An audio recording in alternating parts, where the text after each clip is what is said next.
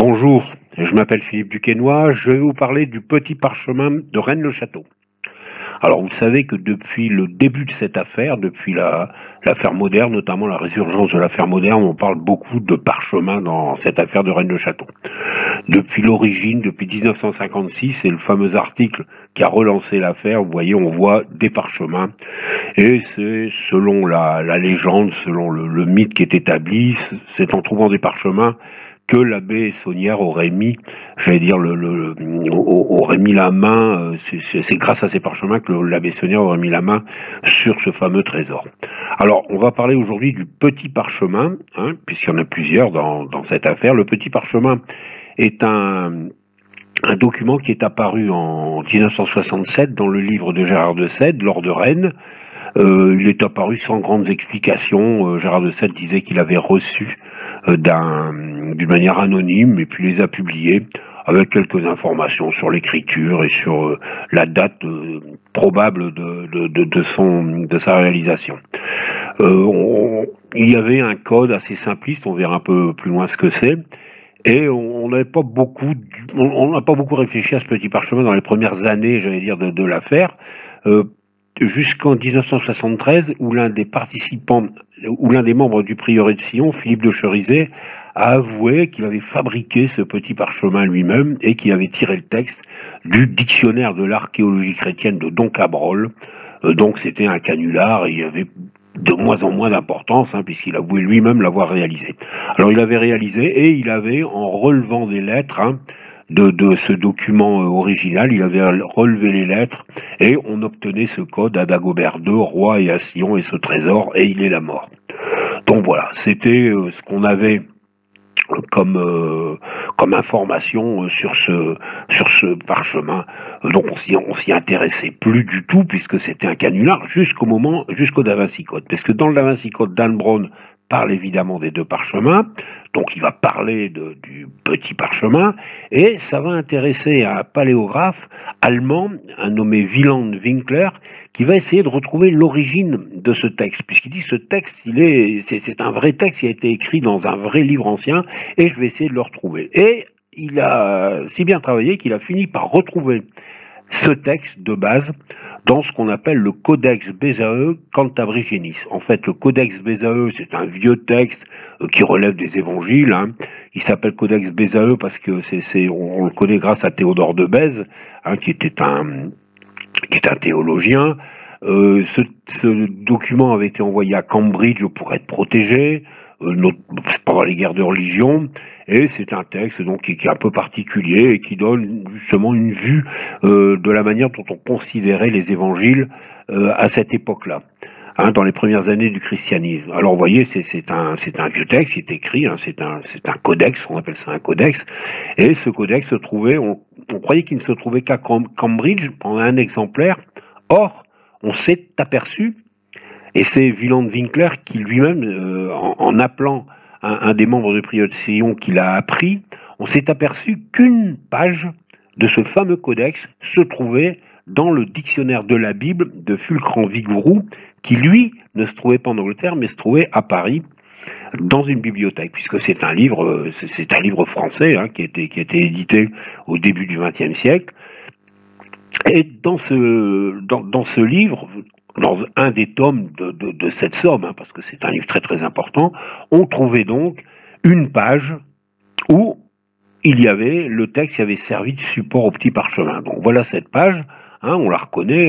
Alors c'est la page du codex, hein, puisque dans le petit parchemin, les premières lettres, hein, Seguantur, ont été effacées, hein, ça démarre à et factum. Donc ça c'est la page originale, hein, telle qu'elle apparaît dans le codex Bezae. Donc vous voyez, c'est un texte de moyenâgeux, un médiéval, avec pas d'espace entre les mots. Voilà maintenant ce qu'a fait le codeur, enfin celui qui l'a publié, donc Philippe de Cherizet. Il a coupé les phrases pour réorganiser son texte, en supprimant donc Seguantur, en l'arrêtant à un endroit bien particulier, pour obtenir l'apparence du petit parchemin tel qu'on le connaît. Hein, donc vous voyez, tous les barres rouges, c'est la fin, et de l'autre côté le début, de la nouvelle apparence du petit parchemin. Donc vous voyez, ça va, voilà, ça c'est ce qu'on connaît. Donc les lignes ont été ramenées, j'allais dire, à la ligne. On est parti à la ligne. Après c'est très rouge. Donc c'est de là qu'il a retiré, qu'il a levé le A, le D, le A, le G pour faire son message à Dagobert de Roi et la suite, et qu'il a envoyé ça à Gérard de Sède. Alors c'est vrai que ce document prenait une importante, puisque tant qu'on croyait que c'était un canular, bon, on s'y intéressait pas.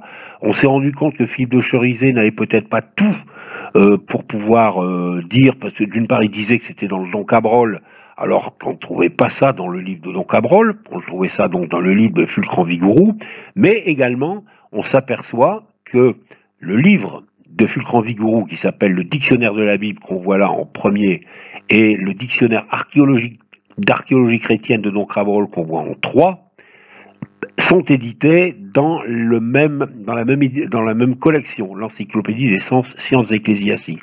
Donc Philippe de Cherisay, on voit qu'il a des informations, mais il n'a pas toutes les informations.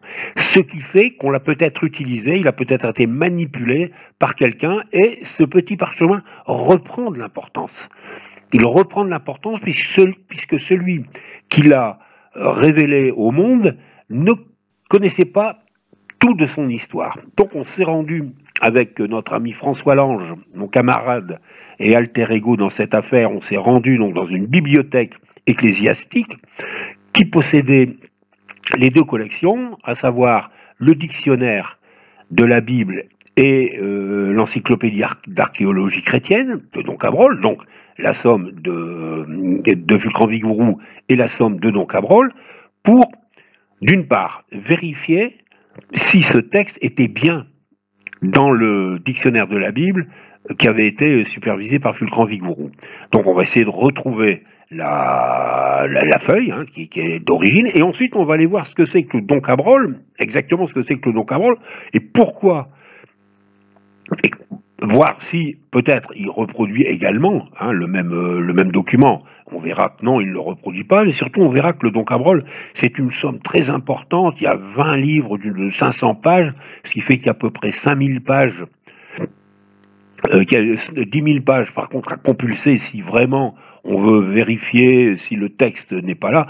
Donc on comprend pourquoi les chercheurs ne sont pas allés vérifier la présence ou non du support du petit parchemin dans le Don Cabrol.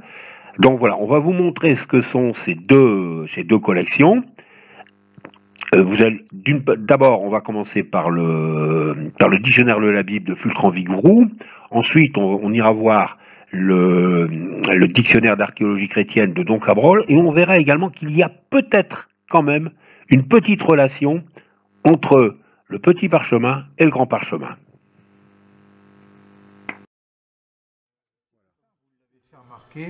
Le dictionnaire de la Bible de Fulcran-Vigourou, ce sont 5 tomes qui vont de A à Z.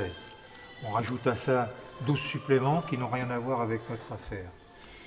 Dans ces 5 tomes figurent à plusieurs endroits des copies de codex divers qu'on pourra retrouver dans des doubles pages, écrits de provenances différentes, bien évidemment, écrits avec des... Non, ça doit être une carte, écrits avec des caractères différents, peu importe. Et il se trouve que dans le tome 1, à la lettre B, il me paraît logique, puisque on va s'intéresser au codex de Bézaé. Vous arrivez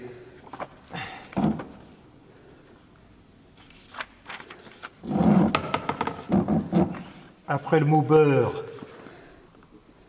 au Bézaé, codex. À la page 1770, vous avez donc une reproduction facsimilée du support du petit parchemin. Texte en latin, avec la fameuse petite accolade devant être factum, qui est bien indiqué également, qu'il est le début du petit parchemin. Donc, moi, à mon avis, comment dire, la preuve la plus indéniable que c'est bien. Voilà. Que c'est bien. Voilà, donc on voit qu'il n'y a qu'un feuillet du petit parchemin, la page 186. Alors c'est la page 186, c'est pas anodin non plus ça, parce que ça nous fait 680 à l'envers. Hein. Voilà, mais à la limite, s'il avait voulu choisir une autre page, on n'est pas sûr qu'il aurait, enfin il n'aurait pas trouvé dans le Vigouroux. Il aurait dû aller à Cambridge s'il avait vraiment voulu que la page choisie pour faire le petit parchemin corresponde à la phrase bergère. Puisque 681, ça vient de la phrase bergère.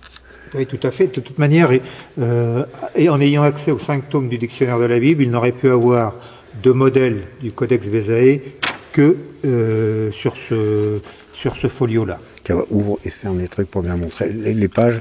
Voilà, on voit bien que c'est des folios qui sont rajoutés à l'intérieur du livre. C'est un dictionnaire, les anciens dictionnaires, on en trouvait beaucoup d'ailleurs. Hein. Généralement, on trouvait une map monde. Il y en a beaucoup, on en voit sur les autres. Hein, c'est pas simplement le Codex Bezae. Par contre, du Codex Bezae et en écriture onciale, voilà, on voit un autre texte hein, sur une autre. Alors, voilà. Donc là, on est au feuillet 1 de la Bible historiale, commencement de la Genèse. Hein, c'est un manuscrit qui est d'un caractère complètement différent d'une époque. Donc voilà, la preuve est faite, le texte qui a servi de support au petit parchemin vient bien du dictionnaire de la Bible de Fulcran Vigouroux. Il n'y a plus de doute là-dessus. On a remarqué aussi qu'il n'y avait qu'un seul feuillet du Codex Bezae qui se trouve dans le dictionnaire de la Bible. Donc c'est peut-être pas un choix. On n'a peut-être pas eu le choix de prendre n'importe quelle page du Codex Bezae si on ne s'est servi que du Fulcran Vigouroux pour réaliser les parchemins. Donc voilà, donc je rappelle, le petit parchemin émerge, apparaît dans l'Or de Rennes. Quelques années après, quelqu'un le revendique en disant c'est moi qui l'ai fabriqué, c'est un canular et j'ai tiré ça de Don Cabrol. Personne ne va vérifier.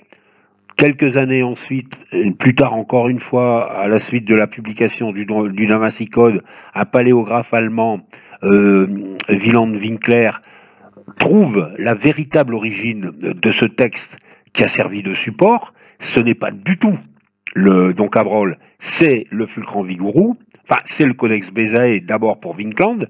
On s'apercevra ensuite qu'une page de ce Codex Bezae se trouve dans le Fulcran Vigouroux. C'est d'ailleurs Jean-Luc Chomeil, qu'on considère comme étant très proche du prieuré de Sion, qui apprend ce fait à Winkler, hein, le fait de dire que cette page se trouve également à Paris dans le Fulcran Vigouroux. Et maintenant, on va vous montrer ce que c'est que le Don Cabrol. C'est possible. De toute façon, s'ils ont eu accès au Fulcran Vigouroux, ils ont eu accès au Don Cabrol. Le problème, c'est que Fulcran Vigouroux, c'est 5 tomes. Le Cabrol, c'est une vingtaine. Alors, à moins d'avoir un gros coup de chance et de tomber sur un modèle qui leur correspondait en ouvrant au hasard les pages, il faudrait refaire tous les tomes un par un. Le problème avec ce dictionnaire, c'est que quelques pages qu'on ouvre, on va toujours tomber sur des éléments qui nous rappellent notre affaire, et on pourra toujours broder. Ce qui me laisse à penser que de toute manière, peu importe l'endroit où ils ont récupéré les supports de leur parchemin, on peut se douter que c'est de toute manière dans une bibliothèque de ce genre, une bibliothèque sacrée, des ouvrages d'art sacré ou d'exégèses diverses.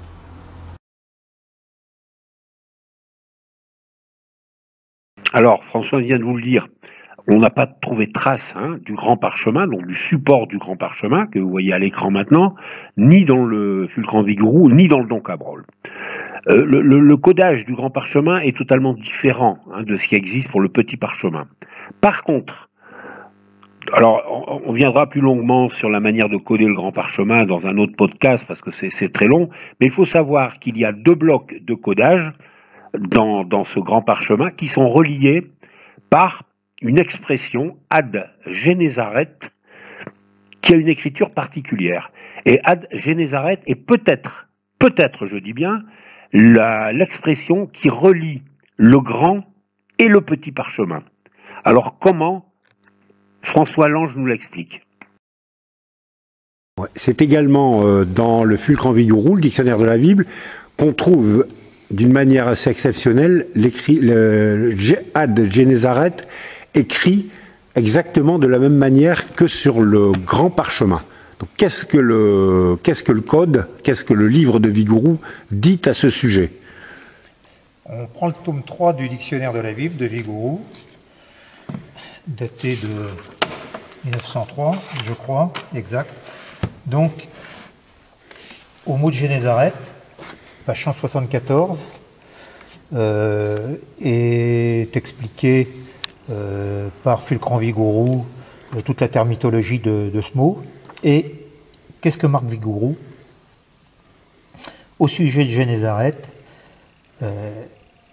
dans les manuscrits grecs, outre la forme plus ordinaire, Génézaret, qui s'écrit Génézar, S-A-R, ou Génésar, 2 S-A-R à la fin du mot, dans les évangiles grecs, il en est de même, excepté dans le Codex Bezae Cantabrigianis, où se rencontre, dans Matthieu et dans Marc, l'écriture Génézaret terminée par TH. Or, dans le grand parchemin, c'est exactement cette orthographe qui est employée. Donc, fatalement, obligatoirement, celui qui a rédigé le grand parchemin a pris le mot Génézaret dans le dictionnaire de la Bible de Fulcran Vigouroux, puisque il apparaît que cette orthographe n'existe que dans le Codex Bezae. Donc voilà, donc j'espère que vous avez apprécié ces informations sur le petit parchemin. Excusez un peu les prises de vue qui ont été faites dans la chapelle, dans la bibliothèque chapelle. En fait, c'est une chapelle qui est transformée en bibliothèque, donc c'était assez compliqué de filmer. Il n'y avait pas beaucoup de lumière, il y avait plein de trucs par terre, c'était compliqué. Enfin, je vous remercie, c'était quand même très intéressant. Alors, je vous rappelle que ces informations, elles ont déjà été traitées par un livre qu'on a écrit, donc avec François Lange, également avec Jean Luquin et puis avec Jacques Mazière, mais qui s'appelle Rennes-le-Château, complément d'enquête, qui est un livre qui parle déjà du petit parchemin et qui donne beaucoup plus d'informations, notamment sur Touzé, sur le Touzé, sur Année, qui sont repris dans l'Ordre de Rennes, le Touzé et Année étant les éditeurs de ces 2 livres dont nous venons de parler, et également, bien sûr, on s'est servi du livre de Jean-Luc Chomeil, le Testament du prieuré de Sion, puisque Jean-Luc a été quand même il faut le reconnaître, a été la personne, la cheville ouvrière, la personne la plus importante entre le prieuré de Sion et les chercheurs qui suivent le prieuré de Sion, qu'on le veuille ou non. Jean-Luc Chomeil est important et capital dans cette transmission. Donc voilà, donc il y a beaucoup d'informations et là-dedans, et également dans celui-là sur ce petit parchemin. Donc je vous remercie et peut-être à bientôt pour un nouveau podcast que j'espère vous apprécierez. Allez, ciao!